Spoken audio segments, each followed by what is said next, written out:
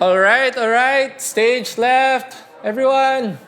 Known in the industry as one of the hardest working actors in Philippine theater, with us today is Gawad Buhay 2025 Best Lead Actor in a Musical, Vic Robinson!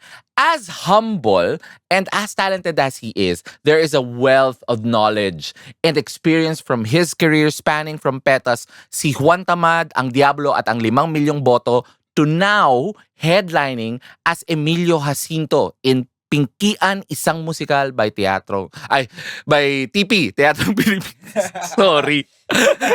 Join us as we journey. Natama ako naman kanina, no? Join us as we journey through the artist experience of the amazing Vic Robinson. Palakpakan!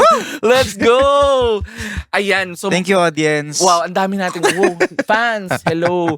Pero, Vic, first and foremost, thank you. Thank you for joining. I am very happy. And sabi mo nga kanina, matagal na nating pinag-usapan to. Oo, As sobrang in- isang malaking karangalan po na finally, Wow! nandito na ako sa Stage Left podcast with Jello. Yes! Thank you so much for having me. And I'm very timely din kasi sobrang, I feel na with what we have in line this season for Stage Left podcast, feeling ko ikaw yung isa sa mga, for me in my eyes, perfect example for the theme of hard work.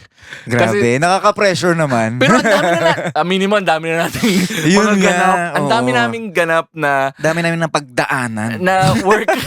Kasi ang dami from obviously Himala, Yeah. isang musikal. Tapos we had a pandemic work. During the During pandemic, the nag-shoot pa pandemic. tayo ng something, di Tapos, ba? Tapos syempre yung pelikula Yeah. also. But anyway, please introduce yourself and let us know how you want your story to be told.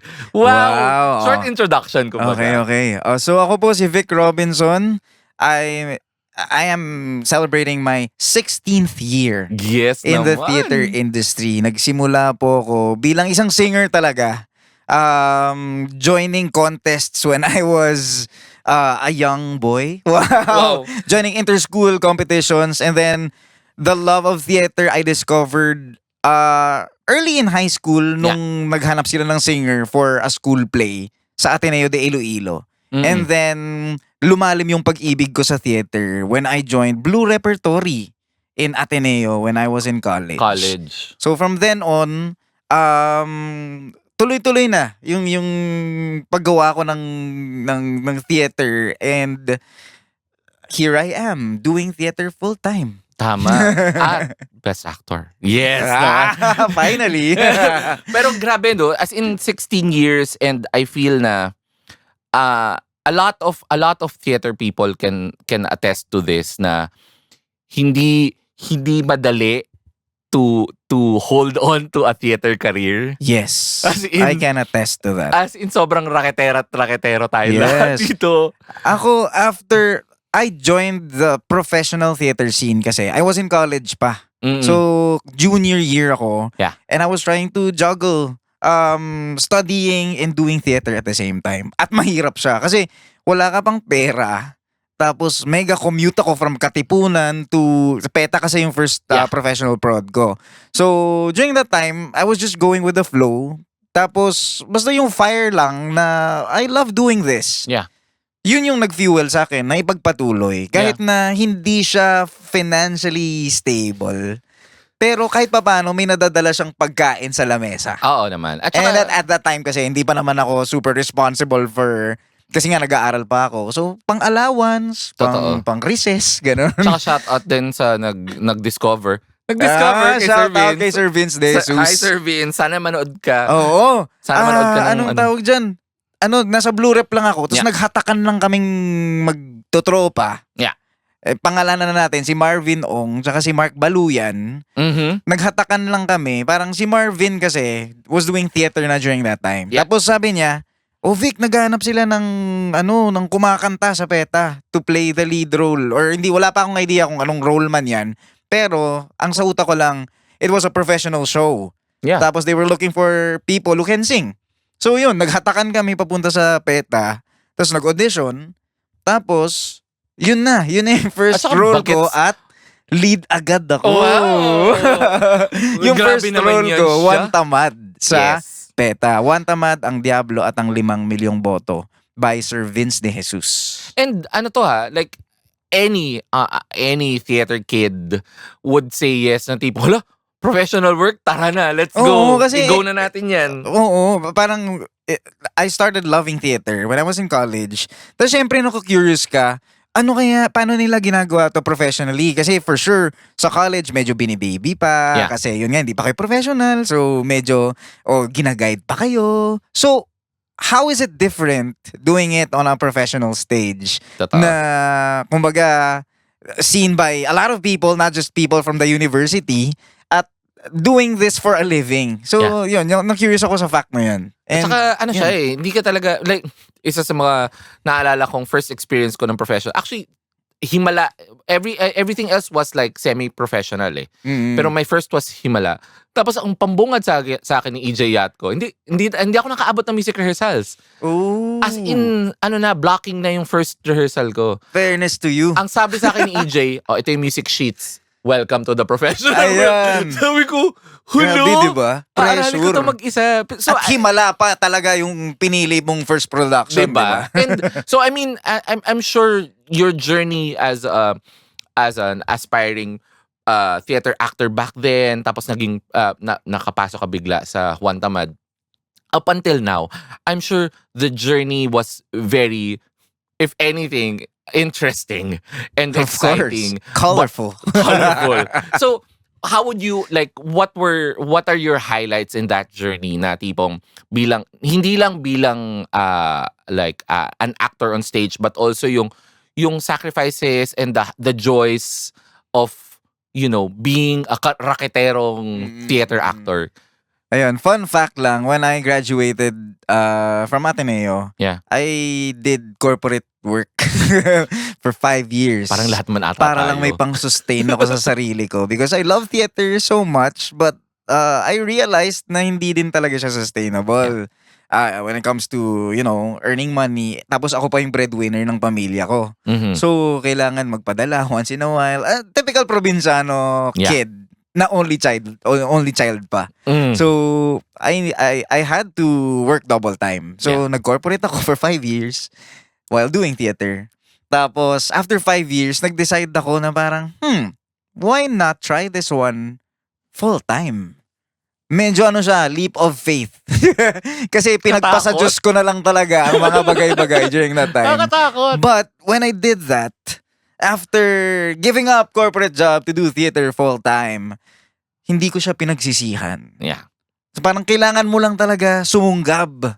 Mm. Kailangan mo lang talagang tumalon. And if you love what you're doing, the rest will follow. And again, there are a lot of opportunities that present itself, like even outside of theater, like for obviously yung mga singing gigs, Yes. corporate events, madami talaga nangyari. So parang thankful din ako when I started doing theater. I met a lot of people Mm-mm. na talagang nag-guide sa akin kung paano harapin tong industriyang to. Yeah. And at the same time, may mga mentor na parang, ito, try mo kaya. Since kumakanta ka, baka pwede kang kumanta sa gigs. Pwede kang mag-corporate events. Pwede kang mag-VO sa commercial. Totoo. Mga ganon. Totoo. Pwede kang mag-commercial. Oo. Ayan, so At, VTR, ganyan. sa mga hindi nakakaalam, si Vic ay na rin, in demand na rin paminsan abroad. Hello, Jet Theater. Grabe, Shout Hello out sa mga Jet friends Theater. Yan, ayan. So, may mga ganong opportunities na nagpe-present na nagugulat ka na lang Yeah. na nangyayari. And ang pinaka magiging puhunan mo talaga is kailangan mo lang galingan. Yeah. Every single time. Hindi naman sa na-memressure ako or something, pero kung yung trabaho mo speaks for itself, Yeah. talagang bibiyayaan ka ng maraming blessings. Totoo. And I cannot stress this enough. May BL ka. Di ba? May BL Pati ka. BL pinasok. Nung NGO time ko, nung nasa NGO pa ako, and lockdown noon, Oo. we needed like a video to advocate na ganyan-ganyan. And the theme was a BL. Kasi it was boom during that time. Yeah. Mama, ang kapart naman nun si MC. Oh, di Si ba? MC pa. So parang, MC, shout out. shout out. So, parang, again, if you love what you're doing, if you really put yourself into the craft, Yeah. na, hindi siya titigil eh. That's The right. work. And aside from your work speaking for itself, no, yung attitude, nagmamatter Oo. talaga. And the way you connect with people and the way you establish, relationships and connections with the people you work with.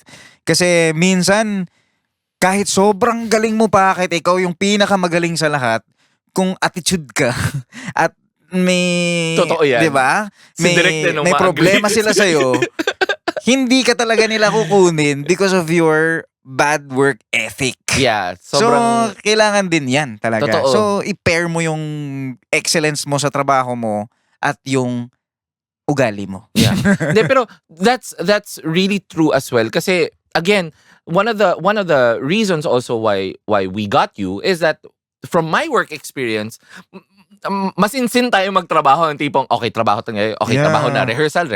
Tama. So that's a testament to how, like, not just any theater actors but also anyone in the theater community, like for example prod, lights, Yep. pag hard work makikilala ka eh. Ibigay. Bigay kung talaga. bigay.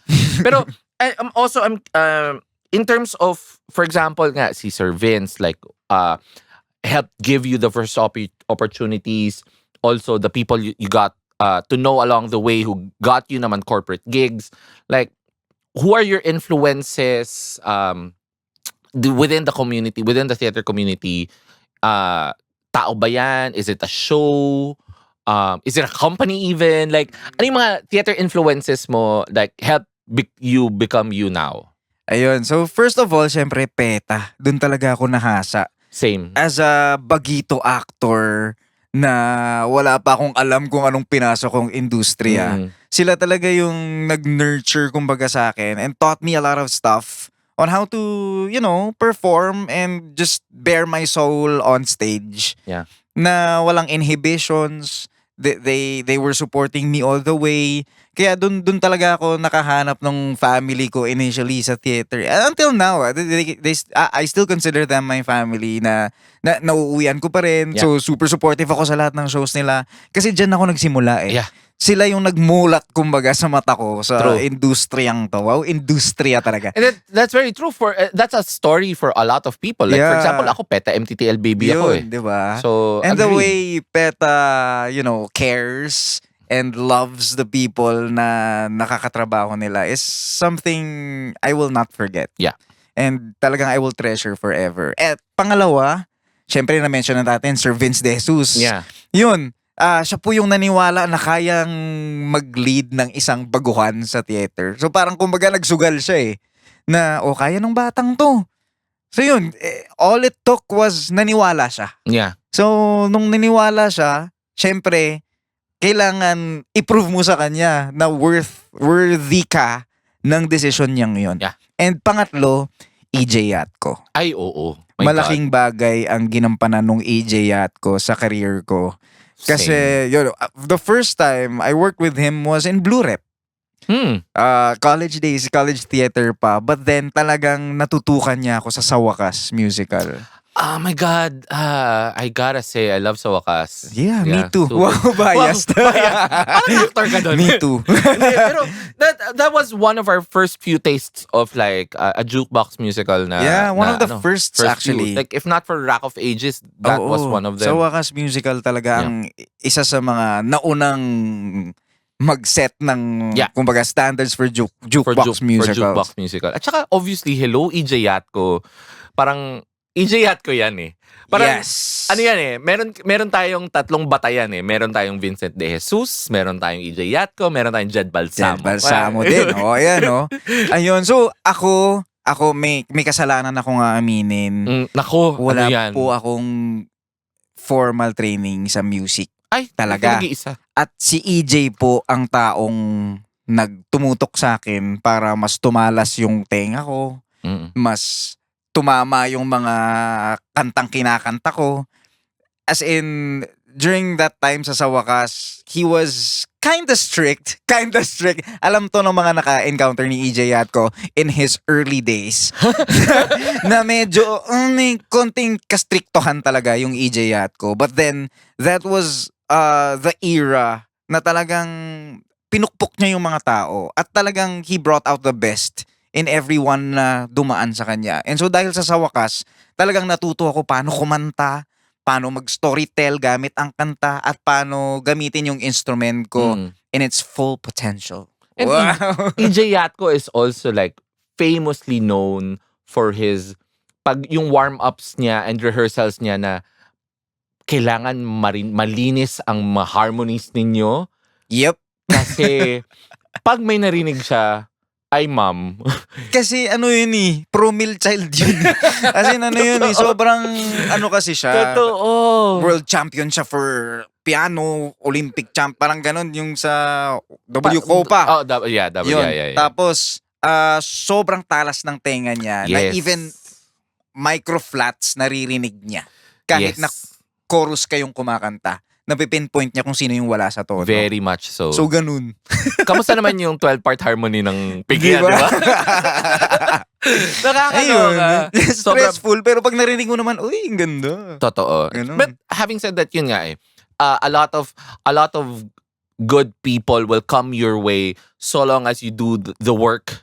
You hold on to your work ethics. Tapos, talagang give. Kapag performance, give lang talaga. Hindi ka susuko na tipong, pahinga ako today. No. Be generous, be excellent in what you do. Pero, kailangan mo ring alagaan yung sarili mo, syempre. Hindi kailangan buga-buga all the time. Piliin mo rin kung kailan, ito, kailangan kong mag-hold back ng konti to take care of my voice kasi hindi siya okay today. Yeah. Mga ganun.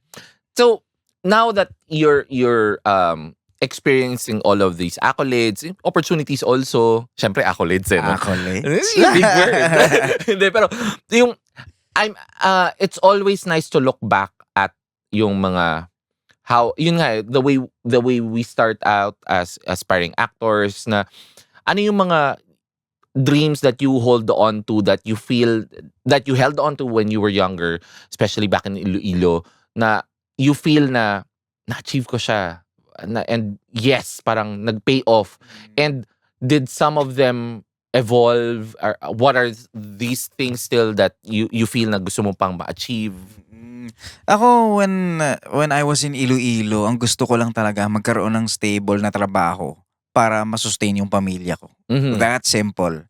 Tapos, nung naharap ako sa real world, after education, after graduating, syempre nandun pa rin yun. Yeah. Pero ngayon, syempre na-discover ko na, mas magiging sustainable yung pagsuporta ko sa pamilya ko kung maka-establish ako ng career na talagang for longevity, ganyan. Yeah. So, kumbaga, kung masustain ko ang pagiging aktor, not just on stage, but siguro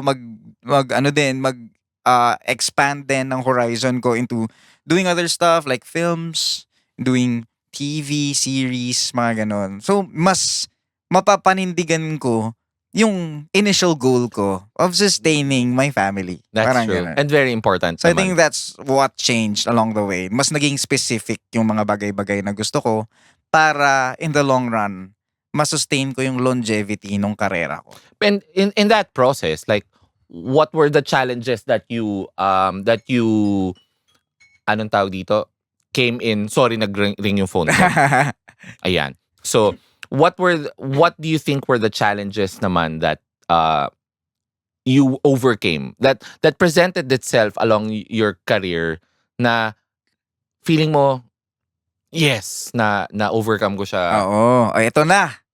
Medyo pasabog to. I was part of this production.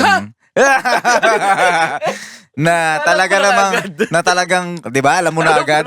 I was part of this production na talaga namang napaisip ako kung after this pagpapatuloy ko pa ba yung pagte-theater ko.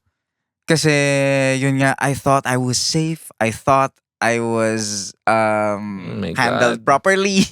So yun, Singapore back in 2015, we flew to Singapore to do this show.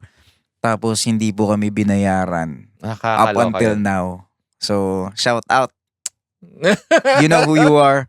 Yun. So, I can't. pero, sorry, excuse me. Tiningnan Grabe ko yun. na lang yung silver lining from that experience. Na parang, after this, you have to be really careful, check your contract. Yes. Mag-consult ka ng mga maalam na abogado friends or something para malaman mo na secure ka talaga dito sa kontratang pinapasok mo. Yeah. So, kumbaga, naging wiser ako in terms of dealing with, mga trabaho na too good to be true. Minsan. Pero, isa pa sa mga nakita kong silver lining doon ay naka-establish ako ng connections and Yeah. genuine friendships. Trauma With bonding.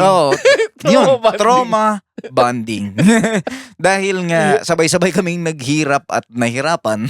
So, Nakakaloka. may shared experience kami na ngayon, tinatawanan na lang namin. Totoo. But, yun talaga yung naging core ng friendship namin up until today. And again,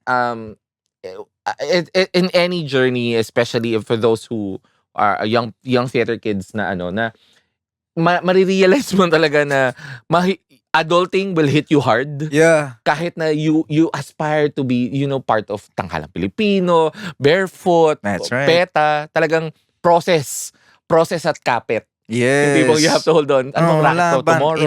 Ilaban. Pero, Yun. and again, talking about, before we go to actual laban and discuss Ganda. the show, we would like to give time to our partners and babalik tayo in just a few minutes. Yeah, BRB! We'd like to thank the following partners. Clieg Studio Self-Photo Studio, the first self-photo with cake decorating concept in the Philippines. The studio is open from 11 a.m. to 8 p.m. Mondays through Thursdays and 10 a.m. to 10 p.m. from Fridays through Sundays. Sunnyside Sound Productions. All of our partners are located at Cubao Expo, Quezon City. Now, back to our show. All right, and we're back. Maraming We're back. salamat sa ating mga partners for keeping us sustained. Actually, sobrang tagal na naming partners yung mga yan. So, maraming salamat. Going back to the laban. Wah, laban. Yeah. Segue yun kanina. Oo. Biruin mo na. Act 2, laban. Na laban. Going into the role of Emilio Jacinto, this isn't the first run. Rerun na siya. So, how is the experience like naman as an actor, as a theater artist? Jumping back into the role, or even since this is the first time we're talking about this, he's like a teenager. Yep. So I'm like, how is it to jump into the mind of a teenager with all of these like nation level problems? Diba? Di ba? Hirap. Ang hirap kasi ngayon ang iniisip ko ng mga high school ako, ma'am, pagkain, Ghost Fighter, ay mga Yep. ganyan. So, how was the process like as an artist to jump into that mind?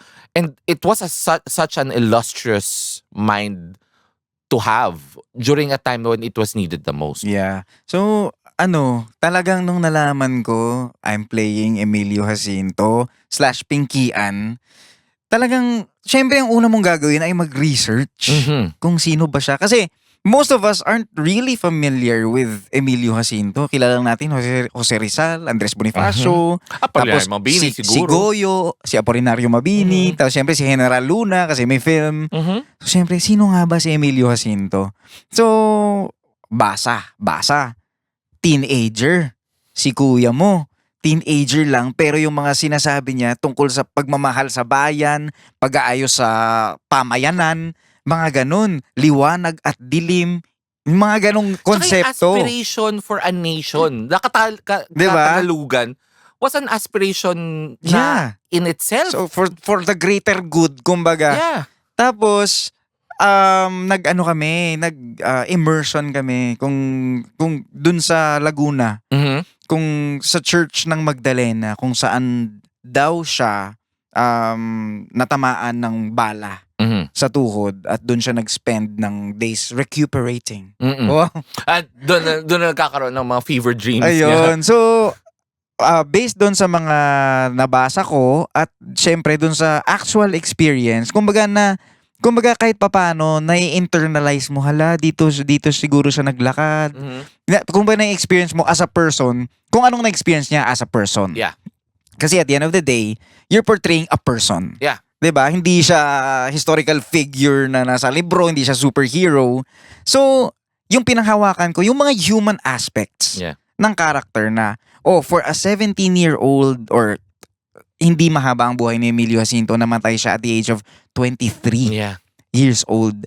But then, kahit na konti yung buhay niya, ang dami niyang nagawa. Totoo. So the fact na sa limited time niya sa mundo, nagawa niya yon. Yeah. Parang, anong mga priority niya during that time? Bakit niya ginagawa? So, I kept asking those questions and kept backing it up with the documents na available, aka his writings. Kasi wala naman talagang, kumbaga, biography na sobrang detailed. Kasi nga, kumbaga 7 years saka lang siya sa 23. Katipunan. Yeah. So 23 lang siya. Wala siyang Ayun. time na. So ang pinaka-core, I think, was to go back, ano ba ang nararamdaman ng isang tao at 17 Yeah. na nakapagsulat ng Ikaw ang Liwanag?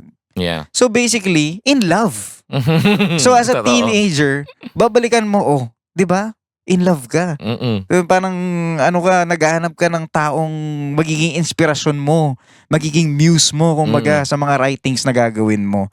At the very core, nagmahal siya. Yeah. So dun nagsisimula sa pagmamahal na yun kung bakit may malasakit siya para mas malinaw ang bukas para sa taong mahal mo. And it's such an interesting and hindi naman easy pero may anchor ka as an actor din to hold on to kapag alam mo na yung root ng lahat ng actions niya, even for his wife, for his child, for the country, Yeah. is rooted on the fact na he's a young person who is in love Yep. with his wife, with his country. Yun. Ang dali mahahawakan mo siya Mapangahawakan mo siya dahil naramdaman mo rin siya as a person. Kakatapos nga lamang namin ng National Situationer. At isa sa mga umangat With na Dakila, mga... right? With Dakila, with Dakila. Isa sa mga umangat na themes doon, Emilio Jacinto is a representative of the Gen Z during his time. Yeah. So, bata siya pero opinionated siya. Mm-mm. Hopeful siya na magkakaroon ng change sa society niya. So siguro representation siya ng mga Gen Z ngayon na nagrarant sa social media. Umaakay ng mga kasama para for a common cause. Yeah. For a shared cause. No? Gumawa tayo ng sarili nating grupo para mas ma-push natin yung mga gusto nating mangyari sa society. Pangarap rin niya maging di ba?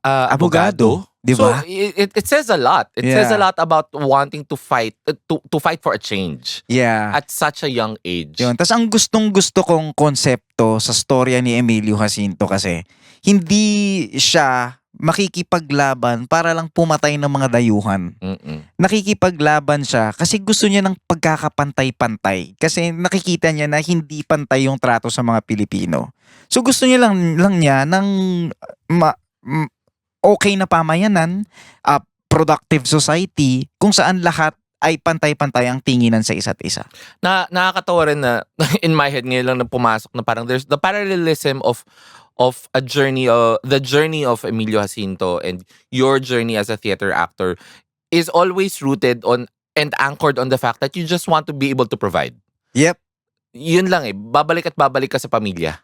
Yeah. Yun yung magandang siguro anchor na pwedeng panghawakan din namin as an audience or young kids now as a theater aspiring actor na or theater person na maganda na meron kang pangahawakan to keep your passion alive. That's right. Yeah, and for me I also want to know like with you helming the show, are there any lessons then outside from learning the life of Emilio Jacinto? What did you learn now that you're leading such a massive and well-beloved, much loved, I mean, hello Doc CJ. Kay Doc CJ pala, CJ. papaglitan ako, tinawag ko siya Doc ulit. Oh my God. Hi CJ. Sobrang top 1 niya ang Pinkian. And I'm sure there are a Balita lot ko of nga. a lot of other fans out there. So, what did you learn as an actor to add to your artist experience? Yeah. What I learned is to not be affected by like kung gusto nila yung show, Mm-mm. parang ma-affect ka in such a way na it should fire your next performance. Yeah. Na parang, may nagagawa tayong maganda.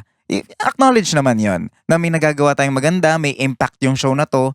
And so, as parang instead of you parang enjoying that moment and The just, process. feeding your ego about it, gamitin mo yung appreciation na yon to fuel your next performance. Yeah. Parang kumbaga, dahil nakikita mong kumbaga may spark, aka Pinkian, Yes. na nadudulot Naisingit talaga. na nadudulot itong show na to, you become more responsible. Yeah. You become, parang mas panghawakan mo itong munting kapangyarihan na hawak mo, na gamitin pa para mas lumaganap yung kung ano yung kwento at mga values na pinapakalat nung show. So, yun, parang kumbaga inspiration siya na galingan pa, Yeah. mas linawan pa, at mas ihayag pa ng mabuti ang storya ng Pinkian. And with the story of Pinky and being retold, and obviously people latch on to the fact na the love for country that he had, even though at such a young age, was so passionate, was so fiery, was such a spark, kumbaga. I'm curious now, what more and what other things that you add on to the show na for you ba, is anything added to the show for on your end? Is it into the show entirely? And this is also a new a set of new actors also that were added to the group. So what are the things that we can look forward to na feeling nyo nagdagdag ng spark sa show? Ayan na. Ang running joke nga namin ngayon sa prod, Pinkian isang bagong musical. Wow. Kasi ang dami na talaga siyang binago from the first run. Okay. So, more or less, this is a completely new show that you should look forward to. Kasi, yun nga, syempre, gusto ko yung hindi mo sinasagot. Hindi Parang- nagtatapos yung laban dahil kumbaga Parang spoiler nanalo ng best musical. Yung mga ganong bagay, hindi kami nakokontento sa ganon at hindi namin tinatapos yung laban doon. Kumbaga, reminder lang yon na we're doing something good. So, we challenge ourselves this time. Mm-mm. Ano pa ang pwede nating i-flesh out dito sa material na to? So, And ano nga? so, may bagong mga eksenang dinagdag. Okay. May bagong kanta. Oh no! ang May ganda! bagong kanta si Isyo at may bagong kanta kami ni Miss Kaki Teodoro bilang Jose Rizal. Interesting. Basta kasi tawag namin kay Kaki dito sa show na to, J-Riz as Jose Gets. Rizal. So, ito talaga mas full form ni J-Riz. Kasi yun nga, magra-rap siya Wow! this time around sa Shout out to pagbabalik Kaki. ng Pinkian. Excited to hear it. Tapos, syempre, Tex Ordonez Oh, will be joining as Josefa Dizon, my mom. yeah. Ibang atake din Yes. ang dala nung Tex dito sa show na to. So, pakaabangan nyo rin yan. And may mga tinweak na mga lines here and there para mas lumabas yung, kumbaga, yung turmoil sa loob ng Katipunan Mm-mm. nung binubuo pa lang siya nila Andres Bonifacio at ni Pinky Ann. So, mas fleshed out yung mga inner struggles. I'm very ng Katipunan. interested. Sobrang excited ako to see it. Ayun. Sobrang nakaka-excite yung changes. And ako kasi, like, when I first saw it, sobrang sabi ko, ang innovative nung paraan ng paggamit ng makabagong way to express the music of the musical to evoke to evoke youthfulness. Kasi nga bata siya eh. Yep. And I'm also very interested with how it was directed kasi hindi siya yung usual flow mo ng musical. Oo, hindi siya The yung storytelling. Oo, parang typical documentary episode. Oo, hindi. Parang May tinatalon-talon siya. naka-hyperlink. Ayun. So, tatalon siya from one saga to another, one And timeline to another. May ganyan. internal thoughts Yep. na staged out. So, Yeah. yun, for me, that back then was like one of the reasons why I enjoyed it. Now, I'm also looking forward to, ano kaya yung mga tweak pa ni Jenny, ni ni EJ, I'm sure may For kabaliwan sure. may kabaliwan na naman siyang gagawin. May- But okay, so my next question is like and I feel that this is a good way to like, you know, encapsulate all our discussion and our exploration of your artist experience. Like Emilio Jacinto's character kasi written in Pinkian is filled with hope and not just for himself but also for his family and his country. So for me naman, how do you emulate that? How do you share his hope in wishing to see how we shepherd Philippine theater right now? Kasi nakita mo na like 16 years of your career experience, you've seen a lot of changes in the theater scene, even beyond the lockdowns. So basically my question is like, ano yung hope mo na makita sa theater now na for people with your same experience na might not have been privileged enough to start out in theater, like starting maybe in Iloilo, wala sa Imperial Manila. So what's the hope that you bring in the midst of this theater renaissance? Ayun. Ang tama yung term na theater renaissance, no? Mhm. Kasi talagang naniniwala ako na one of the most talented people in the world are here in the Philippines and in Philippine theater. Mm. Kasi ang dami natin, we have a lot to offer eh. Yung iba hindi lang pa na-discover or hindi pa kumbaga hindi pa nakakapag-reach out sa kanila. So maganda na may initiatives na i-include natin lahat. As a probinsyano myself, I know that there are a lot of talented people in Iloilo, in Cebu, in Davao, even in the Bacolod, most Dumaguete. far-flung areas of the country. And maganda, meron yung TGA ngayon, they're doing auditions for Chorus Line, Chorus Line. and they're doing it nationwide. Yes. So that's a good start to, tap those talented people from the provinces and, bring them to Manila to let the people here experience their talent. And in the long run, my dream talaga for Philippine theater is, be the center for entertainment in Asia. Parang tayo yung Broadway in Asia. Oh my God, nakakaloka. That's the same thing that sila Bea and Cyril said in the last Because episode. we can eh. Kailangan lang natin ng funding. And Yeah. we need to have, may mga narinig ako na magiging theater district ang ilang area dito sa Maynila. At sana mangyari yun. Ah, That will definitely provide more jobs for Filipino actors. totoo. And para maging sustainable din yung pamumuhay Yeah. pag ikay isang actor And I dito feel sa Pilipinas. involvement then it's not the effort shouldn't just come from the theater community. Like for May example, support. may Yeah. support dapat From tayo the government. The government. Perfect example. If you look at a lot of the theater the stages now that we have, you have PETA, you have at Arete, Yeah. you have up and coming yung sa Victoria Tower na theater Yeah, dyan may sa proscenium sa So- Rockwell. Oh. So ang daming like for example, Quezon City can like what if Mayor Joy baka shoutout na help us usher that Oo, maging theater hub, yung theater yung hub, QC, di di ba? ba?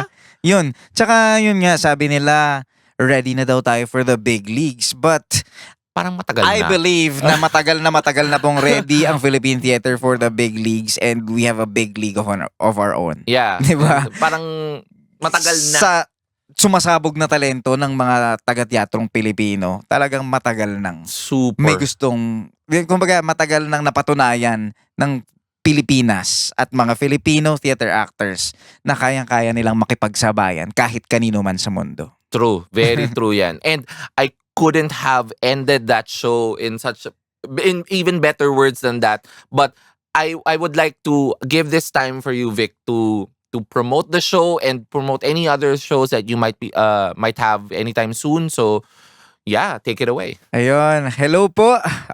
Ako po si Vic Robinson, inviting you guys to watch Pinkian, Isang Musikal. We open in September. September 12 po kami mag-open all the way to October 12, 2025 sa Tanghalang Ignacio Jimenez. Sa likod po yun ng CCP Complex. Ayan, for tickets, you can log on to Ticket to Me, Ticket World, and you can follow Tanghalang Filipino pages for more details kasi may mga show buyers Yeah, din support kami. show buyers, So, please. support nyo po yung mga show Support them. buyers for to get those tickets. Ayan. Yes. And this coming October, Quezon Film. Yeah. Maabangan nyo po, Yes. may konting participation po ako doon.